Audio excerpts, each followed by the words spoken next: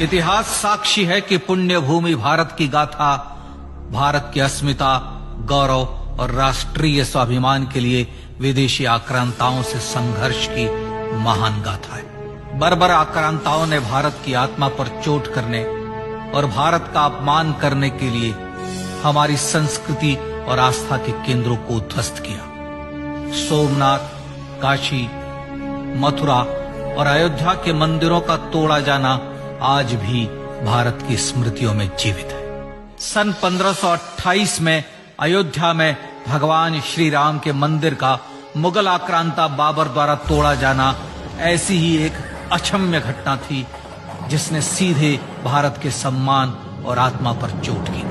कारण साफ था, अयोध्या के श्री राम के मंदिर पर आक्रमण भारत की आत्मा पर आक्रमण था। जहां हर भारतीय के रोम रोम में राम बसते हैं, वह भारत यह अपमान कैसे सहता। राम मंदिर पर आक्रमण भारत को आहत कर गया था। विदेशी हमलावर अपनी बर्बरता दिखाते गए और भारत अपने आत्मगौरव को फिर से पाने के लिए संघर्ष करता रहा। भारत रामलला के जन्म स्थान पर बाबर के नाम पर बने एक ढांचे को देखता और उसे हटाने का संकल्प लेकर शक्ति संजोया करता। हिंदू समाज आत्मसम्मान के रण में डटा रहा और लगातार हमलावरों द्वारा बनाए गए बाबरी ढांचे को हटाने के लिए लड़ता रहा। सरयू कई बार रक्त से लाल हुई। कभी स्थानीय शासकों ने तो कभी साधु संतों और राम भक्तों ने राम जन्मभूमि की मुक्ति के लिए अपने प्राणों की आहुति दी। 74 बार युद्ध हुए। हम कुछ मोर्चे हारे, पर रण जीतने का संकल्प कभी कम नहीं हुआ। हिंदू समाज तलवारों से रक्त रंजित हुआ, पर उसने हार नहीं मानी। उसका संकल्प अजेय था। 15 अगस्त 1947 को देश की आजादी के साथ सैकड़ों सालों से चले आ रहे इस संघर्ष में नई ऊर्जा और एक नया मोड़ आया। अचानक 23 दिसंबर 1949 को बाबरी ढांचे में श्री राम लला प्रकट हुए। हजारों राम भक्त दर्शन के लिए उमड़ पड़े। तत्कालीन प्रधानमंत्री पंडित जवाहरलाल नेहरू ने उत्तर प्रदेश सरकार को श्री राम लला को विवादित ढांचे से हटाने का आदेश दिया। उत्तर प्रदेश सरकार ने अयोध्या के कलेक्टर को यह काम दिया और यह निर्देश भी कि जरूरत पड़ने पर वे बल का प्रयोग भी करें। अयोध्या के कलेक्टर ने सरकार को उत्तर दिया कि यह नरसंहार के बिना संभव नहीं है, और फिर भी वह ऐसा चाहती है तो किसी दूसरे कलेक्टर से यह काम करवा ले। परिणाम स्वरूप रामलला की मूर्ति वहीं विराजमान रही। विवादित ढांचे को बंद कर दिया गया।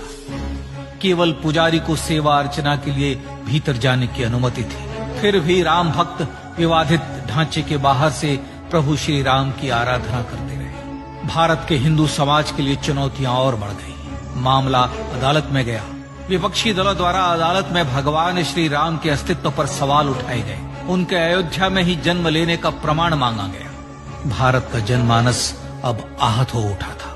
आजाद भारत में भी हिंदू समाज को अपनी आस्था और श्रद्धा के लिए संघर्ष करना पड़ रहा था। चुनौतियों के इस समय में सन 1984 में विज्ञान भवन दिल्ली में विश्व हिंदू परिषद ने धर्म संसद का आयोजन किया। इस संसद में देश भर के संतों ने राम जन्मभूमि की मुक्ति के लिए आह्वान किया और राम जन्मभूमि मुक्ति यज्ञ समिति का गठन किया।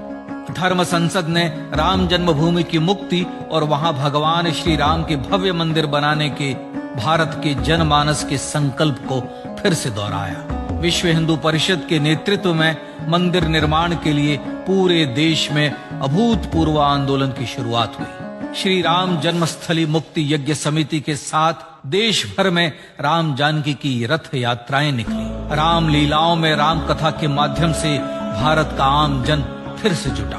अब सबके मन में एक ही प्रण था, एक ही लक्ष्य था। अयोध्या में जन्मभूमि पर भगवान श्री राम के भव्य मंदिर का निर्माण। सन 1989 में विश्व हिंदू परिषद द्वारा गांव-गांव से रामशिला पूजन करके अयोध्या भेजी गई। 2,75,000 गांवों से रामशिलाएं अयोध्या पहुंची। भव्य राम मंदिर के शिलान्यास का निर्णय हुआ। पूज्य संत महात्माओं और हिंदू समाज के अन्य प्रमुख नेताओं के निर्णय के अनुसार अनुसूचित जाति के प्रमुख नेता श्री कामेश्वर चौपाल ने 9 नवंबर 1989 को मंदिर निर्माण का पहला पत्थर रखा। राम जन्मभूमि पर मंदिर निर्माण के लक्ष्य की पूर्ति के लिए सन 1990 में सोमनाथ से अयोध्या के लिए श्री लाल कृष्ण आडवाणी ने रथ यात्रा की शुरुआत की। देश में जन भावनाओं का ज्वार उमड़ने लगा। श्री लाल कृष्ण आडवाणी के रथ यात्रा के साथ साथ मंदिर के लिए जन समर्थन बढ़ने लगा और छद्म सेकुलरवाद बेनकाब होने लगा। इस जन आंदोलन को रोकने की तमाम कोशिशें हुई पर सब व्यर्थ हुई। विश्व हिंदू परिषद ने देशवासियों से अयोध्या में जन्मभूमि पर मंदिर निर्माण के लिए 30 अक्टूबर और 1 नवंबर 1990 को कार सेवा का आह्वान किया। परिणाम स्वरूप लाखों राम भक्त कार सेवा के लिए देश के कोने कोने से अयोध्या आए। इससे देश की एकात्मता का विराट दर्शन हुआ।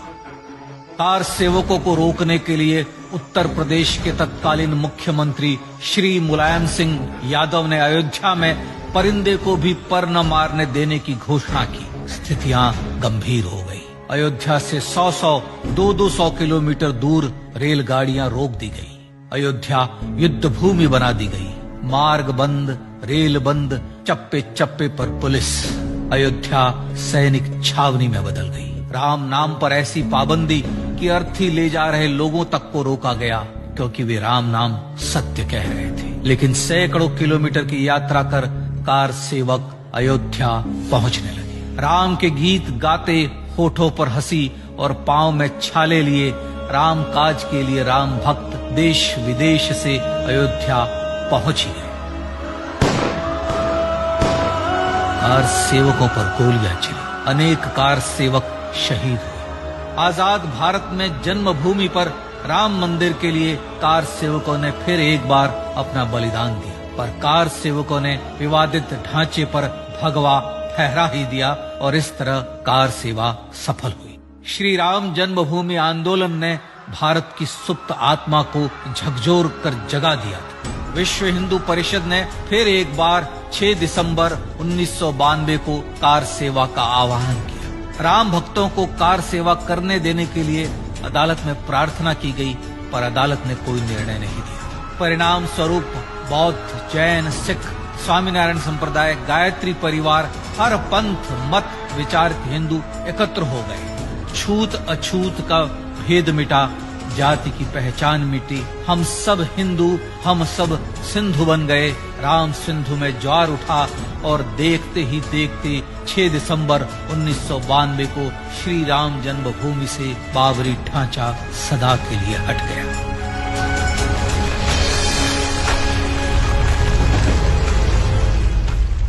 यह क्षण शौर्य, न्याय और सत्यमेव जयते का क्षण था। यतो धर्मस्ततो जय का क्षण था। पर संघर्ष की गाथा यहां जाकर भी नहीं रुकी। छद्म सेकुलरवादियों द्वारा भारत और भगवान श्री राम के इतिहास को झुठलाने के लिए अदालतों में चुनौतियों का सिलसिला चलता रहा, जो 1950 से चल रहा था। हिंदू सिखों के बीच से गुजरते हुए भगवान श्री राम का दर्शन करने के लिए विवश थे। यह स्थिति थी आजाद भारत में श्री राम और राम भक्तों की। पर सत्य को तो जीतना ही था। आखिरकार देश के सर्वोच्च न्यायालय के 5 जजों की खंडपीठ ने 9 नवंबर 2019 को ऐतिहासिक निर्णय दिया और यह कहा कि अयोध्या जन्मभूमि परिसर की पूरी 67 एकड़ भूमि रामलला की, और न्यायालय ने भारत सरकार को जन्मभूमि पर मंदिर बनाने के लिए एक ट्रस्ट बनाने का आदेश दिया। सर्वोच्च न्यायालय के आदेश के अनुसार भारत सरकार ने 5 फरवरी 2020 को श्री राम जन्मभूमि तीर्थ क्षेत्र नाम के ट्रस्ट का गठन किया और राम जन्मभूमि न्यास की भूमि जो सरकार द्वारा अधिग्रहित की गई थी, उसे ही नवनिर्मित न्यास को वापस दे दिया गया। 5 अगस्त 2020 को भारत के प्रधानमंत्री श्री नरेंद्र मोदी ने श्री राम जन्मभूमि तीर्थ क्षेत्र के अध्यक्ष पूज्य महंत नृत्य गोपाल दास, राष्ट्रीय स्वयंसेवक संघ के पूज्य सरसंघ चालक डॉक्टर मोहन भागवत एवं उत्तर प्रदेश के मुख्यमंत्री श्री योगी आदित्यनाथ की उपस्थिति में श्री राम जन्मभूमि पर भगवान श्री राम के भव्य मंदिर के लिए भूमि पूजन कर निर्माण कार्य का शुभारंभ किया। इस तरह लगभग 500 वर्षों से राम जन्मभूमि की मुक्ति के संघर्ष का पटाक्षेप हुआ। अपने आत्मसम्मान और राष्ट्रीय अस्मिता के लिए इतना लंबा संघर्ष विश्व के इतिहास में बेजोड़ है। श्री राम भारत की आत्मा, भारत की परिभाषा, हमारे राष्ट्रीय आदर्शों और जीवन मूल्यों के प्रतिनिधि मर्यादा पुरुषोत्तम हैं, जो हर हिंदू के होठों पर जन्म से मृत्यु तक रहे, बस यही हर हृदय में प्रार्थना होती है। राम भारतीय राष्ट्रीय स्वाभिमान और आसेतु हिमालय से समुद्र पर्यंत तक जन जन को एकात्मता के बंधन में बांधने वाले रक्षा सूत्र है। अयोध्या स्थित श्री राम जन्मभूमि पर बाबर का हमला वास्तव में भारत के स्वाभिमान और राष्ट्रीयता पर हमला था। प्रधानमंत्री श्री नरेंद्र मोदी द्वारा श्री राम जन्मभूमि पर राम मंदिर का पुनः निर्माण न केवल बाबरी मानसिकता का पराभव है, बल्कि संपन्न, सुखी, सुसंस्कृत, सर्वशक्ति संपन्न स्वराष्ट्र का सूर्योदय भी है। यह उस राम राज्य की दिशा में वह कदम है जिसकी अभिलाषा राजराजेंद्र चोल, कृष्णदेव राय, छत्रपति शिवाजी महाराज से लेकर महात्मा गांधी तक ने की थी। अयोध्या में जन्मभूमि पर भगवान श्री राम का मंदिर न सिर्फ राष्ट्रीय गौरव होगा, बल्कि वह श्री राम के आदर्शों का राष्ट्र मंदिर होगा। अब वह महान संकल्प पूरा होने जा रहा है। आइए इस राम यज्ञ, राष्ट्र यज्ञ में जिन ज्ञात और अज्ञात भारतीयों ने अपनी आत्माहुति दी है, उनका पुण्य स्मरण कर उन्हें श्रद्धांजलि दी।